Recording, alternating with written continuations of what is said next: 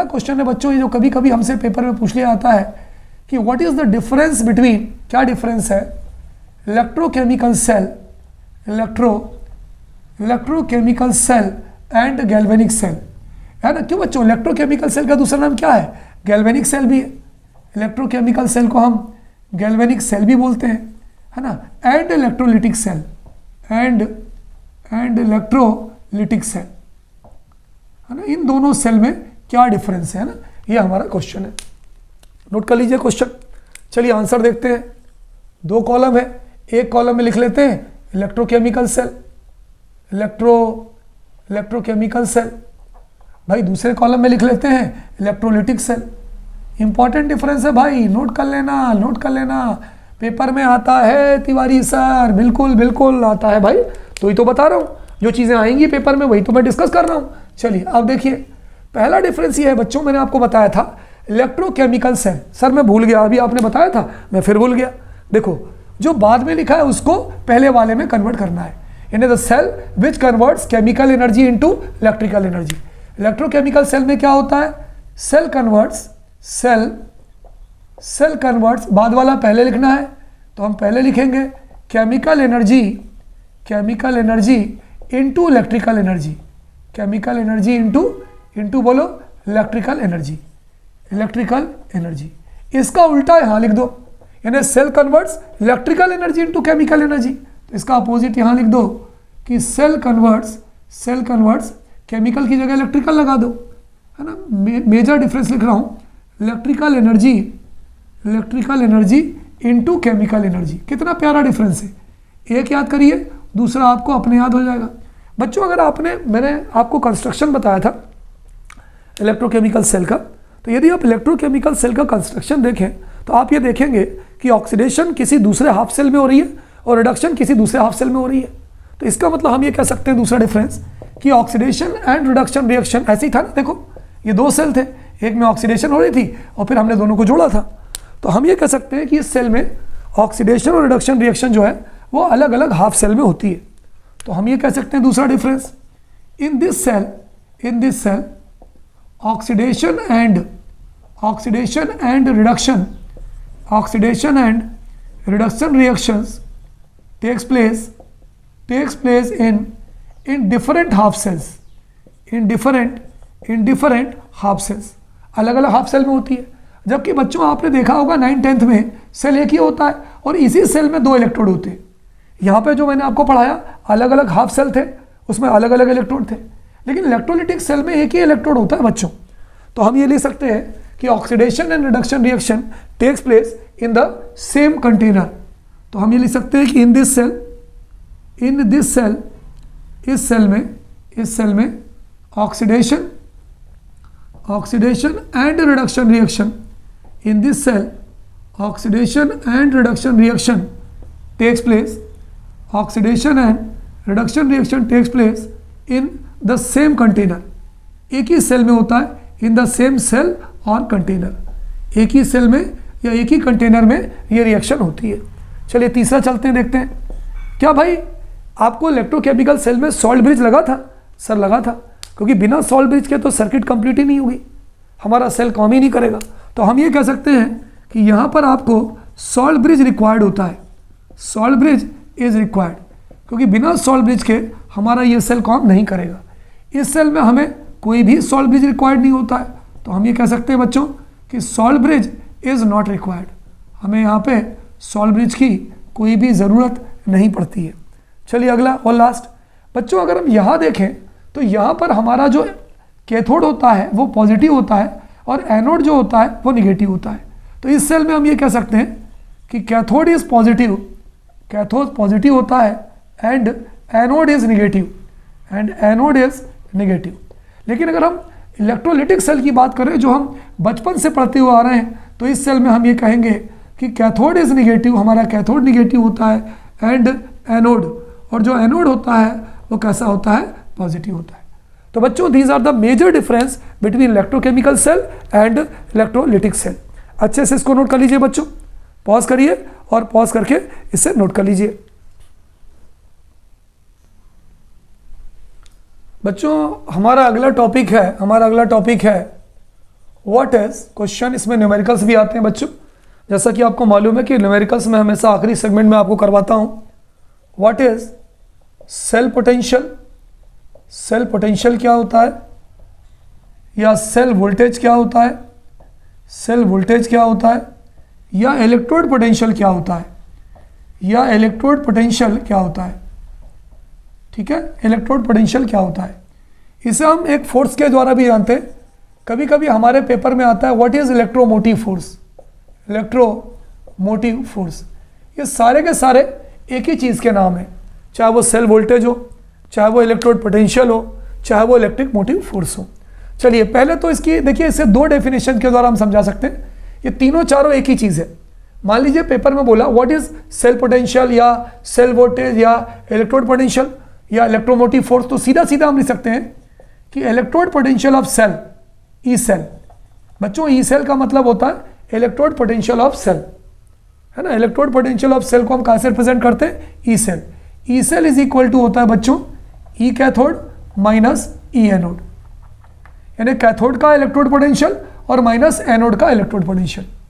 तो हमारी डेफिनेशन क्या हो सकती है, द डिफरेंस बिटवीन, बहुत ध्यान से सुनिएगा, the difference between electrode potential of cathode. भैया अगर बहुत ही सिंपल डेफिनेशन है, इससे सिंपल तो कोई डेफिनेशन हो ही नहीं सकती। The difference between electrode potential of cathode, electrode potential of cathode and electrode potential of anode and electrode potential of anode is called कुछ भी लिख दो आपका इलेक्ट्रोड पोटेंशियल is called, चाहो तो लिख दो इलेक्ट्रोड पोटेंशियल, है ना, पोटेंशियल, या लिख दो सेल वोल्टेज या सेल पोटेंशियल, या लिख दो इलेक्ट्रोमोटिव फोर्स। इसको आप इलेक्ट्रोमोटिव क्या लिख सकते हो, फोर्स भी ले सकते हो। आप यहां पर चाहो तो ये फार्मूला ऐसा भी ले सकते हो, EMF इज इक्वल टू, है ना, ई सेल लिखा है, आप इस फार्मूले को ऐसे भी ले सकते हो, या EMF electromotive force is equal to, ये हो जाएगा ई कैथोड और माइनस ये हो जाएगा आपका ई एनोड। बच्चों बुक्स में कभी कभी इलेक्ट्रोमोटिव फोर्स की, EMF की एक और डेफिनेशन लिखी रहती है। तिवारी सर वो क्या लिखी है, देखो इलेक्ट्रोमोटिव फोर्स क्या है, the force which is responsible for the flow of electron from anode to cathode due to which current flows from cathode to anode is called as electromotive force. क्योंकि अगर electron हमेशा anode से cathode जाता है, तो अगर electron anode से cathode जा रहा है तो इलेक्ट्रिसिटी कैथोड से एनोड आएगी। तो हम इसको EMF इलेक्ट्रोमोटिव फोर्स को, ये तो सिंपल डेफिनेशन है, आप इसको ऐसे भी डिफाइन कर सकते हो, the force responsible for the flow of electrons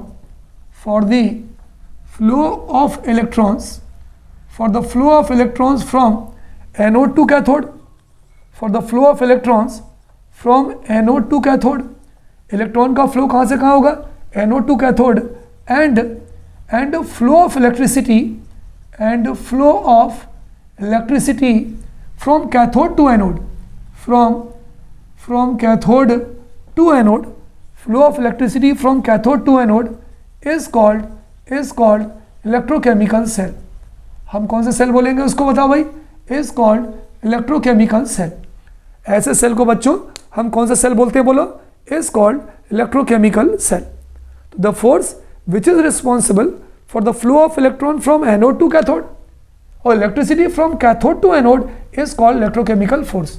तो बच्चों हमारा एक बहुत अच्छा फार्मूला बन गया, E cell is equal to E cathode minus E anode, और we can say EMF is equal to E cathode minus E anode. Any problem, चलिए नोट कर लीजिए। चलिए बच्चों इसी पर बेस्ड, इलेक्ट्रोमोटिव फोर्स पर बेस्ड या सेल पोटेंशियल पर बेस्ड या इलेक्ट्रोड पोटेंशियल पर बेस्ड हम एक न्यूमेरिकल करते हैं। Following reactions takes place in the cell. एक कोई सेल है जिनमें ये रिएक्शन हो रही है ना, रिएक्शन आपके सामने है। इन्होंने बच्चों दो पोटेंशियल दिया, देखिए इन चीज़ों को बहुत ध्यान से सुनिएगा, इस तरह के क्वेश्चंस हमारे पेपर में आना ही आना है, 100% आना है। E0 सेल Zn/Zn2+, बच्चों ये जो हमें वैल्यू दी है ये ऑक्सीडेशन पोटेंशियल की वैल्यू दी है। तिवारी सर आपको कैसे पता चला ऑक्सीडेशन पोटेंशियल है, क्योंकि पहले इन्होंने मेटल लिखा है और फिर मेटल आयन लिखा है। मेटल आयन हमेशा एक्वस होता है और मेटल हमेशा सॉलिड होता है। तो बच्चों यहाँ पर ये इन्होंने ऑक्सीडेशन पोटेंशियल दिया है, ये देखिए यहाँ पर इन्होंने ऑक्सीडेशन पोटेंशियल दिया है। दूसरे वाले में इन्होंने क्या दिया है, दूसरे वालों में इन्होंने रिडक्शन पोटेंशियल दिया है ना। पहले वाले में इन्होंने दिया ऑक्सीडेशन पोटेंशियल और दूसरे वाले में इन्होंने दिया है रिडक्शन पोटेंशियल। कोई बात नहीं, अब इसको समझिएगा, कोई भी वैल्यू दे सकते हैं, प्लस भी दे सकते हैं या माइनस भी दे सकते हैं। अब मेरी बात को ध्यान से सुनिए। अब आप मुझे बताइए यहाँ पर कौन सी प्रोसेस हो रही है, ऑक्सीडेशन, यहाँ पर कौन सी प्रोसेस हो रही है, रिडक्शन। बच्चों हमेशा याद रखना, हमें कोई भी चीज़ अगर ऑक्सीडेशन में दी होती है इलेक्ट्रोड पोटेंशियल के फॉर्म में, तो हमें उससे हमेशा रिडक्शन में कन्वर्ट करना होता है। तिवारी सर ऐसा क्यों है? ऐसा इसलिए है क्योंकि हम रिडक्शन पोटेंशियल को स्टैंडर्ड इलेक्ट्रोड पोटेंशियल मानते हैं, यानी स्टैंडर्ड मानते हैं। तो देखो ये तो रिडक्शन नहीं है, कोई दिक्कत नहीं, इसको हमें कन्वर्ट करना पड़ेगा रिडक्शन में। तो जब हम इसको रिडक्शन में कन्वर्ट करेंगे तो हम क्या लिखेंगे, देखो हम लिखेंगे E0 मतलब स्टैंडर्ड, जहाँ जीरो लगा दो बच्चों से स्टैंडर्ड कहते हैं। यहाँ पर हम Zn2 प्लस को पहले लिख देंगे और Zn को बाद में लिख देंगे। ये एक्वस हो गया, ये सॉलिड हो गया।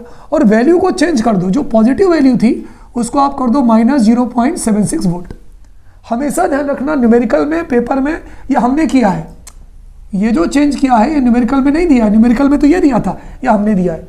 जो भी आपको ऑक्सीडेशन में वैल्यू दी हो उसको आप रिडक्शन में कन्वर्ट कर दीजिए। चलिए अब हम निकालते हैं, हमें क्या निकालना था, है ना, गिवन तो ये है, यहाँ पे हमें निकालना था कैलकुलेट दो चीज़ें, ΔRg0 और एक और चीज़ कैलकुलेट करनी थी, हमें कैलकुलेट करना था calculate E0 cell, electrode potential of cell और ΔRg0, दो चीज़ें कैलकुलेट करनी थी।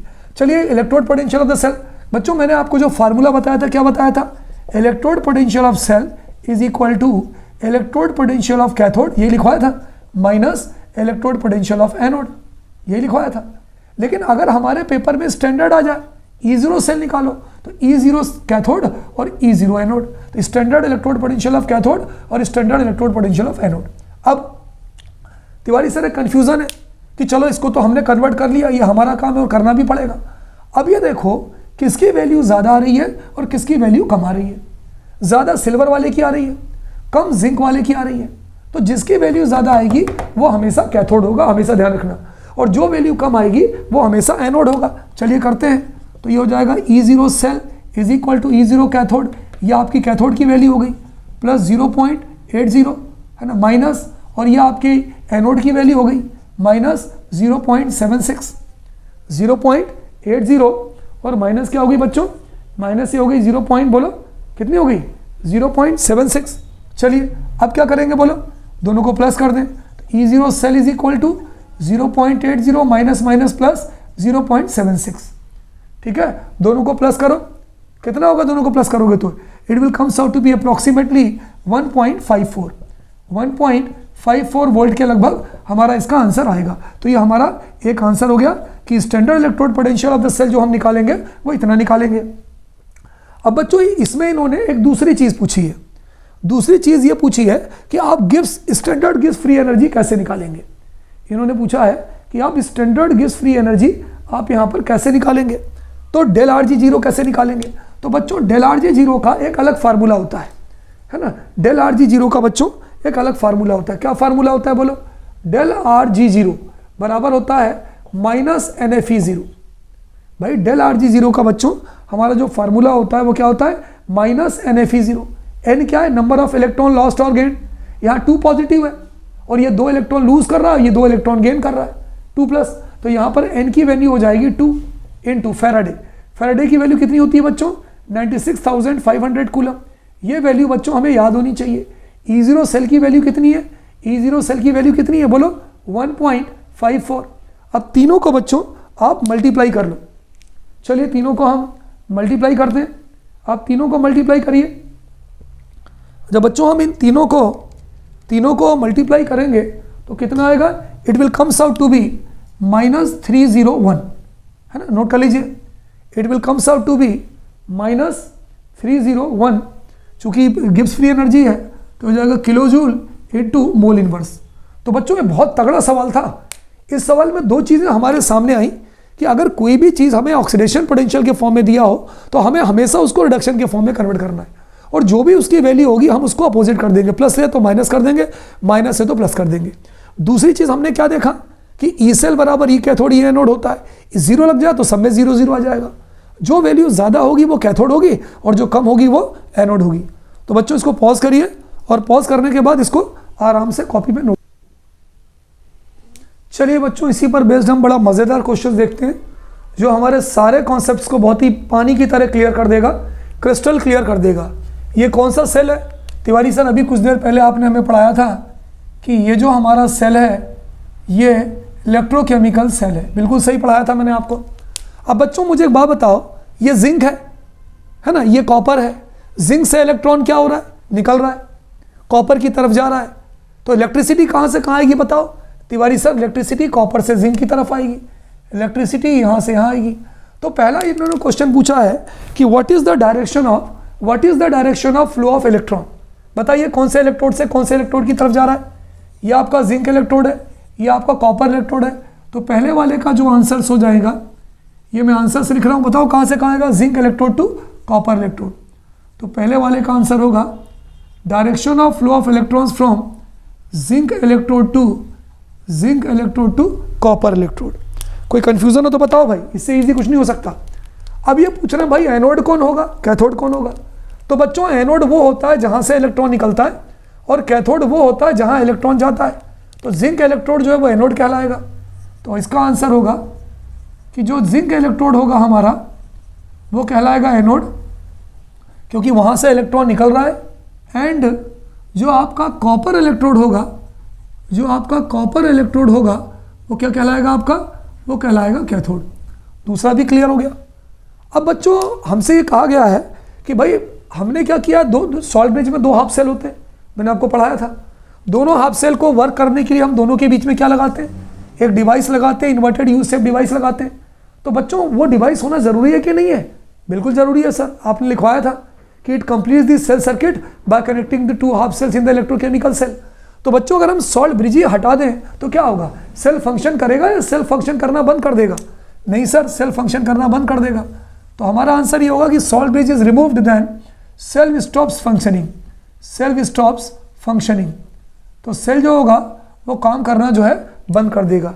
सेल विल नॉट फंक्शन, हम ऐसा भी लिख सकते हैं सेल स्टॉप्स फंक्शनिंग, या हम ये भी लिख सकते हैं सेल विल नॉट फंक्शन। अभी अगली चीज पूछ रहे हैं कि अगर मान लो ये सेल डेड हो गया, डेड मतलब सेल ने काम करना बंद कर दिया। अब यहाँ पर केमिकल एनर्जी जो है वो इलेक्ट्रिकल एनर्जी में कन्वर्ट नहीं हो रही है। तो भाई जब केमिकल एनर्जी इलेक्ट्रिकल एनर्जी में कन्वर्ट नहीं होगी तो कोई इलेक्ट्रॉन यहाँ से यहाँ जाएगा ही नहीं। अगर इलेक्ट्रॉन जिंक से कॉपर की तरफ नहीं जाएगा तो करंट कॉपर से जिंक की तरफ नहीं आएगा। तो when cell dead the change in concentration of ions, तो no change in concentration of ions, cell काम ही नहीं कर रहा तो आयन में कोई अंतर ही नहीं आएगा।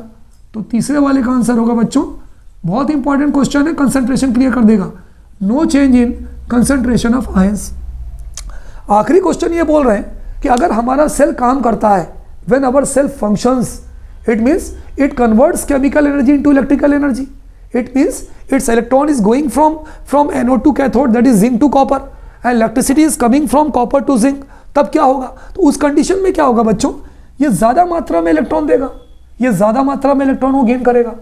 If it will lose more number of electrons तो concentration of Zn2+ ion will increase. क्यों तिवारी सर? आपने पढ़ा है कि जितने loss of electron carry positive charge, अगर जिंक इलेक्ट्रॉन देगा तो पॉजिटिव चार्ज आएगा। अच्छा, उतने ज्यादा ही इलेक्ट्रॉन गेन करेगा, इसका पॉजिटिव चार्ज उतना खत्म होगा क्योंकि यहाँ रिडक्शन हो रहा है। तो इसका आखिरी वाले का हम आंसर ले सकते हैं कि when cell functions then what is the change in concentration. तो इसका आंसर हम ये ले सकते हैं कि the concentration of zinc ions, कहाँ पर? एनोड पर, एट एनोड। चाहो तो लिख दो भाई, पूछा नहीं है लेकिन आप चाहो तो लिख दो। जहाँ ऑक्सीडेशन होता है वो एनोड कहलाता है और जहाँ रिडक्शन होता है वो कैथोड कहलाता है। The concentration of Zn2+ ion at anode increases, ये बढ़ेगा क्योंकि इलेक्ट्रॉन निकल रहे हैं। And concentration of Cu2+ ion कहाँ पर? कैथोड पर। Cu2+ ion at cathode decreases. बच्चों most important question, and I think this question will make you clear all the queries that is intact in your mind. So kindly pause it and note down बच्चों हमारा अगला topic है, बहुत मजेदार topic है, what is standard hydrogen electrode. ये जो standard hydrogen electrode होता है ये क्या होता है? तो बच्चों हमारा अगला टॉपिक है what is standard hydrogen electrode? हम जो है स्टैंडर्ड हाइड्रोजन इलेक्ट्रोड किसे कहते हैं, है ना बच्चों? शॉर्ट में हम इसको लिखते हैं शी, SHE, शी मतलब स्टैंडर्ड हाइड्रोजन इलेक्ट्रोड। बहुत मजेदार क्वेश्चन है बच्चों कि what is standard hydrogen electrode, और हम इसको SHE के द्वारा रिप्रेजेंट करते हैं। ठीक, अब बच्चों आप मुझे बताओ इलेक्ट्रोकेमिकल सेल में कितने हाफ सेल होते हैं? तिवारी सर 2 हाफ सेल होते हैं, है ना। एक तरफ अगर आप देखो तो ऑक्सीडेशन हाफ सेल होता है और दूसरी तरफ रिडक्शन हाफ सेल होता है। इस तरफ ये होता है तुम्हारा ऑक्सीडेशन हाफ सेल और ये होता है आपका रिडक्शन हाफ सेल। अगर हमें ऑक्सीडेशन इलेक्ट्रोड की पोटेंशियल की वैल्यू निकालनी है या हमें रिडक्शन पोटेंशियल की वैल्यू निकालनी है ना, ये हो गया ऑक्सीडेशन पोटेंशियल और ये हो गया आपका रिडक्शन पोटेंशियल, तो आप वैल्यू कैसे निकालोगे बताओ भाई, क्योंकि ये दोनों तो आपस में जुड़े हुए हैं। ये आपका वो है सॉल्ट ब्रिज है। तो बच्चों हम वहाँ क्या करते हैं, मेरी बात को ध्यान से सुनना, वहाँ क्या करते हैं, सपोज करो ये एनोड है, इस पर ऑक्सीडेशन पोटेंशियल है, ये कैथोड है, इस पर रिडक्शन पोटेंशियल है। तो हम क्या करते हैं बच्चों, इस सेल को हाफ में तोड़ देते हैं, इस सेल को आधे में तोड़ दिया, ये हमने तोड़ दिया, और यहाँ पर बच्चों हम स्टैंडर्ड हाइड्रोजन इलेक्ट्रोड लगा देते हैं। कौन सा इलेक्ट्रोड लगा देते हैं? स्टैंडर्ड हाइड्रोजन इलेक्ट्रोड लगा देते हैं। तो यहाँ पर ऑक्सीडेशन पोटेंशियल हो रहा है, वहाँ पर रिडक्शन होगा, उसकी खुद की वैल्यू कितनी होती है? 0 वोल्ट। भाई अभी मैं आपको पढ़ाऊंगा वो क्या होता है स्टैंडर्ड हाइड्रोजन इलेक्ट्रोड, उसकी खुद की वैल्यू 0 वोल्ट होती है। तो जो भी तुम्हारा आंसर आएगा वो ऑक्सीडेशन पोटेंशियल का आंसर आएगा। एक बार समझिए क्या होता है स्टैंडर्ड हाइड्रोजन इलेक्ट्रोड। बच्चों वो रेफरेंस इलेक्ट्रोड है ना by which we can determine the value of oxidation potential या reduction potential of electrochemical cell by attaching with them is called as standard hydrogen electrode.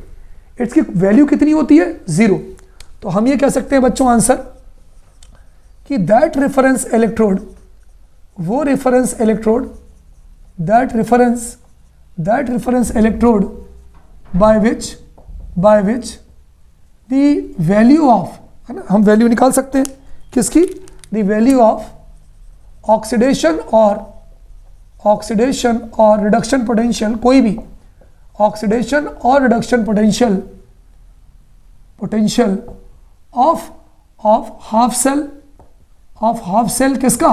Of half cell of electrochemical cell, जो मैंने आपको पढ़ाया था, of half cell of electrochemical cell is determined, उसको निकाला जाता है, is determined is called SHE। कोई अगर आपसे पूछे कि Tiwari sir standard hydrogen electrode की वैल्यू होती कितनी है, तो 0 होती है, 0 वोल्ट मतलब कोई वोल्ट नहीं होती है, तो इट्स वैल्यू इज 0, है ना। इसकी वैल्यू कितनी होती है? इसकी खुद की वैल्यू 0 होती है।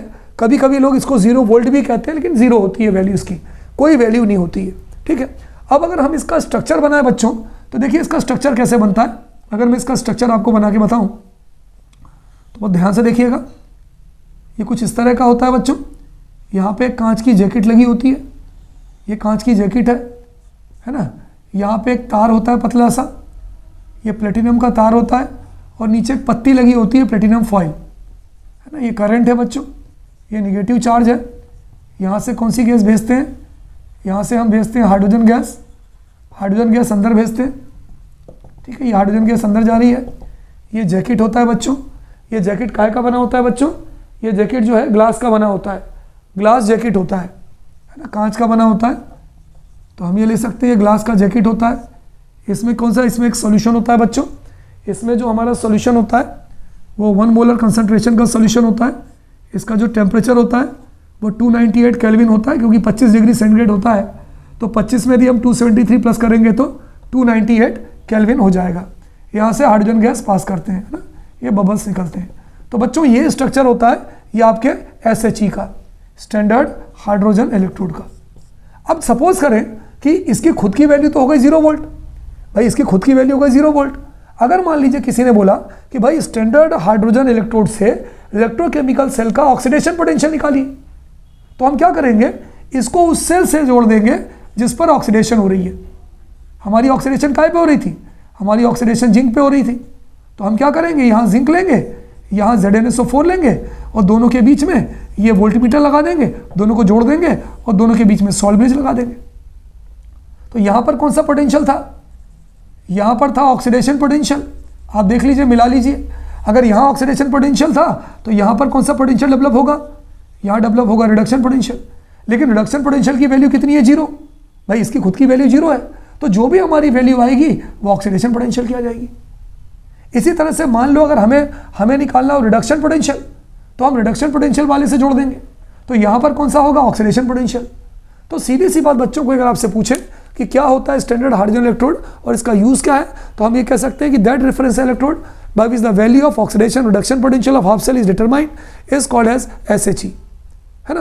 By this the value of can be determined। अब वैल्यू डिटरमाइन करने के लिए क्या करना पड़ेगा? हमें इसे जोड़ना पड़ेगा, है ना? तो हम यहाँ लिख सकते हैं कि it is attached with oxidation और रिडक्शन हाफ सेल।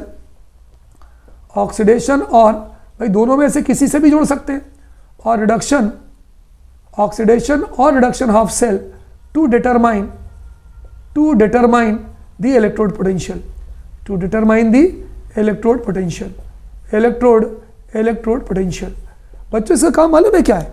आपको मालूम है ना, इलेक्ट्रोकेमिकल सेल में 2 रिएक्शंस होती हैं, एक पे ऑक्सीडेशन, दूसरे पे रिडक्शन। तो अगर मान लो हमने इसे ऑक्सीडेशन हाफ सेल वाले से जोड़ा तो इस पर खुद पे रिडक्शन रिएक्शन होने लगेगी, और यदि हम इसे रिडक्शन हाफ सेल वाले से जोड़ेंगे तो इस पर खुद की ऑक्सीडेशन रिएक्शन होने लगेगी।